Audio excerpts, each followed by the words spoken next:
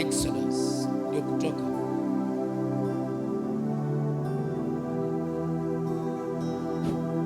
Kutoka 22 mstari wa 20. Mtu atakayemchinjia sadaka Mungu yeyote isipokuwa ni yeye Bwana peke yake, na aangamizwe kabisa. Wengine wanachukua nafasi kwenda kufanya masaboko wenzao kwa ajili ya kukatisia maisha. Wengine hawataki, wengine mazuri, wanaenda kwa waganga watafutia mabaya kupitia kuchinja na kuambia kwamba unastahili kupata laana. Lile Yesu alitengenezewa lilikuwa moja tu. Yesu mwenyewe alijifanya lisaba, akakufa kwa ajili ya dhambi zetu. Sasa wewe na mimi hatustahili kwenda kutafuta kitu kingine tujije kwa ajili ya kitu fulani. Haiwezekani. Unanichinjia kuku ili niangamie, unaniwekea dawa ili nipate shida. Yesu alikubali mwenyewe kujiweka lisaba kwa maisha yetu ili tupate kuokolewa, na tumeokolewa kwa ajili ya damu ya Yesu. Ile damu ya Yesu ndio itosha kwa maisha yetu. Lolote litaka kuwa mbele yako, damu ya Yesu inatosha. Usikubali kuchanganywa na mengine yenye haistahili. Wakorintho wa pili 5:14, Kolosai 1:10 inasema, mwenende kama ulivyo wajibu wenu kwa Bwana. Tuende katika wajibu wetu kwa Bwana. Tukija kwa Bwana tuende kwa wajibu wake, mkimpendeza kabisa. Na sisi tuwe watu wa kumpendeza huyo Bwana kwa matendo mema, mkizaa matunda kwa kila kazi. Tuwe watu wa kuzaa matunda mazuri kwa kila jambo litokalo kwa mdomo wetu, na kuzidi katika maarifa ya Mungu. Na tujaribu sana kuzidi kwa uwezo wa Mungu ama maarifa ya Mungu. Tuzidi kutenda na kuzaa matunda mema kupitia huyu Mungu wetu, kupitia huyu Yesu wetu, kupitia wokovu wetu. Kubeba bandu boko banenda matunda malai. Munomuoma matunda shenakale mu kila wakati wanazungumza hili neno. Wewe ni Mkristo umeokoka, lakini atokayo kwa mdomo wako imeoza. Hata wewe ni pasa, lakini upasa wako umeoza.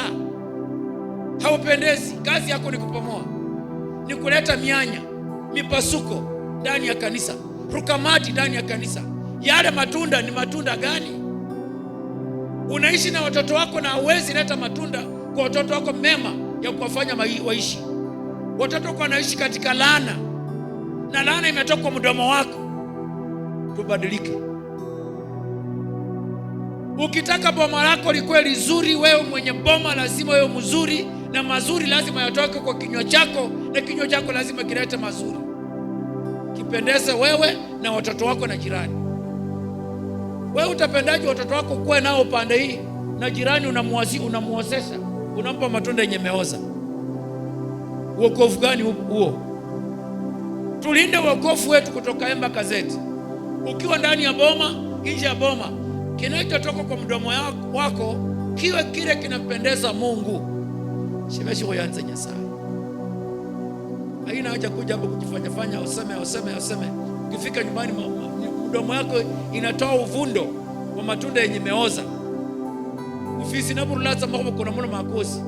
Na abandi ni viongozi hawataki kujiheshimu kama ametunikiwa kitu kizuri. Ajiheshimu na atetee kanisa, ajiheshimu na atetee roho. Unajua ukiwa ndani ya kanisa na utaanza kampeni, you are doing nothing. Una campaign ili watu wakuone wewe ni mtu mzuri, na watu hawa wana matunda imeoza, na wewe ni kiongozi ndio unafanya naoza. Uko hatarini. Wanyesha kujaji kuongozo na bana matala. Mwana nabo ulialetao. Wewe ndio ulileta mtoto duniani. Huyo mtoto asikupe controlling, asicontrol boma, controlling kwa boma yenye imetoka mtoto ni ya laana. Wakorintho wa kwanza chapter 1 verse 9. Hapana, baba anataka kusaisha mtoto anabea pembe, anakimbilia mama anaanza kumuita kuhu, baba ranjire. Sasa unatakaje? Unaleta vita kati ya huyo mtoto na baba. Siku moja atapiga baba huyo, na siku moja huyo baba atalani huyo mtoto, na hiyo laana wewe mama ungezuia. Wewe ndio ulipanda hiyo mbegu. tusipembelezane kwa neno la Mungu. Siku hizi ukiambia mtu mgeni akija, mwana nayo saira mjeni kushughulia, na mwana nayo kasala kushughulia, hiyo ni part ya mama. Hata kama unafunza mtoto kuombea chakula, mfunze mkiwa nyinyi kwa nyinyi, hapana mgeni, hapana. Sio shukranga mtoto hajapiga hiyo ugali, umemzungusha akili mpaka apeleke ugali kwa meza. Unapanda nini kwa mtoto? Na akili ya mtoto hajaanza kuwa tayari kutenda mwana. Mwana nawe na chinji isupu ingoho ayisikarisu musondushi na muchini naba atajeti isupu yene ulokonuri wizu jacho kutola runyama runuka lisokosani obore mkeni pole kulalia takali bikwire maloba uli. Tunapanda mbegu mbaya kwa familia zetu, na sisi tuko kwa makanisa ya kiroho. Bwana Yesu asifiwe.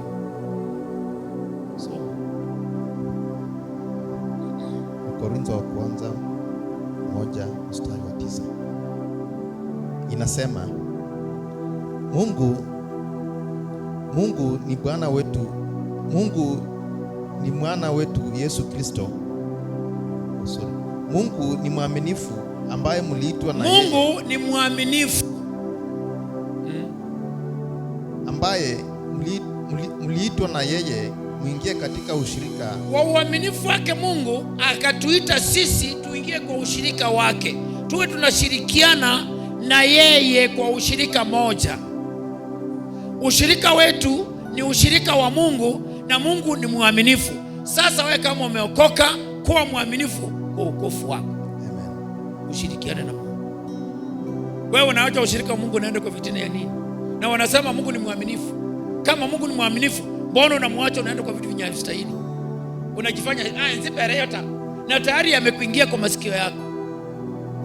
Mungu anakaa hivi. Sasa wakati mwingine watu lazima wawe wakali kulinda uokovu. Sasa hii kitu ya kusema mtumishi mkali, akuwa na akili. Kwa nini anakuwa mkali? Kama Mungu ni mwaminifu, ametuweka kwa ushirika wake, na wewe hutaki kuwa mwaminifu, una ndimi mbili, unataka tukaache na wewe kwa meza moja, hatutaelewana. Tuwe kwa meza moja na tuwe tuelewana. Nilishasema mara kwa mara, mimi sina shida. Shida ni wewe mwenye hujanielewa. Ungelinielewa ingekuwa vizuri. That's why wakati mwingine Yesu alikuwa na hard time. Hata watu wakwao hawakumwamini, hawakumuelewa.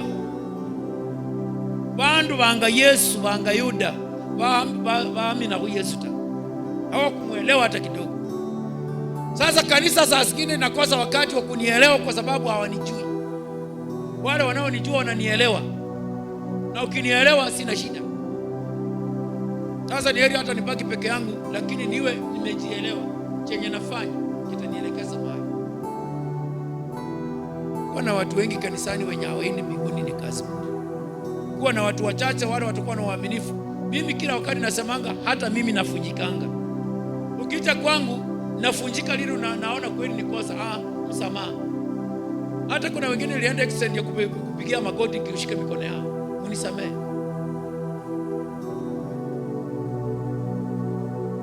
Kwa kiongozi haimaanishi kwamba ufanye tu dhambi tena hatuwezi omba msamaha. Mimi wanaomba msamaha. Hata mwaka huu nilisema kufungua mwaka usiku saa 6. Yeyote ambayo nimekosea, mwana wa Mungu nimesahau, naomba msamaha. Aitikia sipoitikia, lakini roho yangu inaomba msamaha. Bado mwaka ni mbichi pia, hata nasema hivi. Lakini sitakubali ukuje kuniangusha imani.